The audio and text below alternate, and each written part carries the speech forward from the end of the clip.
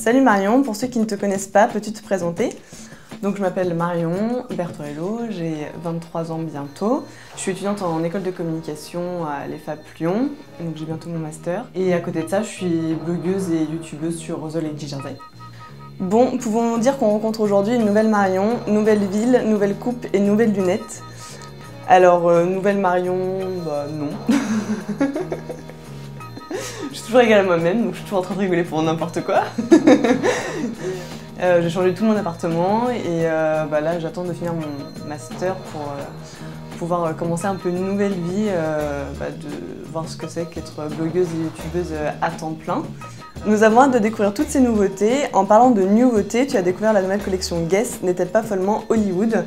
Alors elle est très Hollywood dans le côté un peu jet set, beaucoup de clous dorés, beaucoup de matière, du vrai cuir très coloré, du rouge, du bleu, et puis il y a des couleurs plus classiques comme le noir, le nude. Et du coup je trouve que c'est un côté un petit peu Rital aussi, c'est un peu mes origines italiennes je pense qui me font rappeler ça. On pourrait dire que c'est limite un petit peu bling bling mais dans le bon sens du terme, et voilà, les gens qui me suivent sur mon blog savent que c'est tout à fait vers ce genre de produit que je pourrais me tourner, comme les sacs à main un peu, c'est toujours un peu des choses qui se voient et des choses qui balancent, notamment en soirée quand on sort.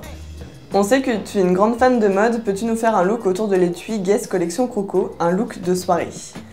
Donc du coup, comme l'étui est entièrement noir, le plus simple c'est de faire un look total noir, genre une petite robe noire avec un collant noir pas opaque, une paire d'escarpins noirs un peu griffés, type Christian Louboutin ou Jimmy Choo, et avec une petite pochette noire, soit brillante, soit au contraire ultra mat pour le côté un peu décalé.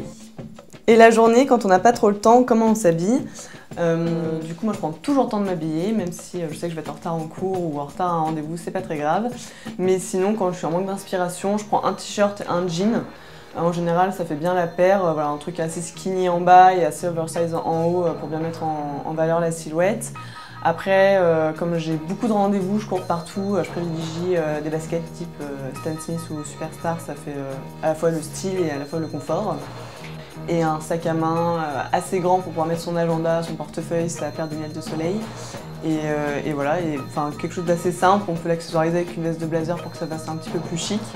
Et voilà, après on accessoirise avec des bijoux aussi, tout dans les tons assez sobres finalement, et avoir une petite touche de peps soit dans les chaussures, soit dans le sac à main, c'est un petit peu ma devise ça.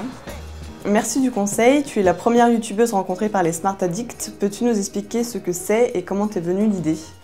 Alors être youtubeuse, c'est tout simplement faire des vidéos sur YouTube, comme son nom l'indique.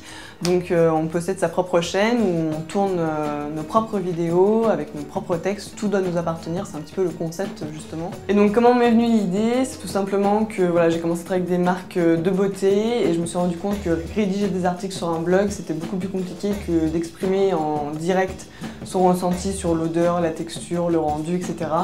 Et au final, c'est comme ça que j'ai commencé à faire des vidéos sur YouTube et je me suis rendu compte que même les gens qui me suivaient appréciaient d'avoir plus d'interactivité avec moi que, on va dire, de simples photos plates. Donc j'aime bien mixer les deux, voilà, ça permet de varier un peu les plaisirs de chacun. Quelles sont les youtubeuses à suivre? Nous, on ne regarde que toi. Alors les youtubeuses à suivre, je pense qu'il y en a énormément.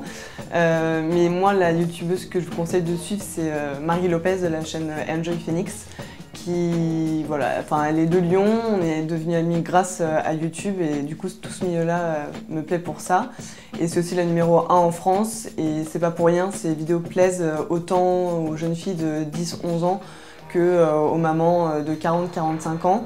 Donc il y en a pour tous les goûts, donc c'est vrai, enfin, moi je vous conseille vraiment d'aller la voir pour voir son travail est super qualitatif et voilà. Après moi je la conseille aussi parce que c'est grâce à elle que j'ai réussi à me lancer.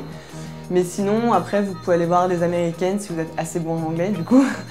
Mais moi, je regarde énormément Zoéla et Miss Clamoradi, qui sont vraiment des américaines que j'adore parce que, en fait, elles nous enlèvent tous nos complexes qu'on a parce qu'elles se filment dès le lever le matin, normal. Et elles nous filment toute leur journée, tout ce qu'elles font, du truc le plus bête, voilà, et en même temps, elles nous emmènent dans leurs projets, donc c'est super intéressant.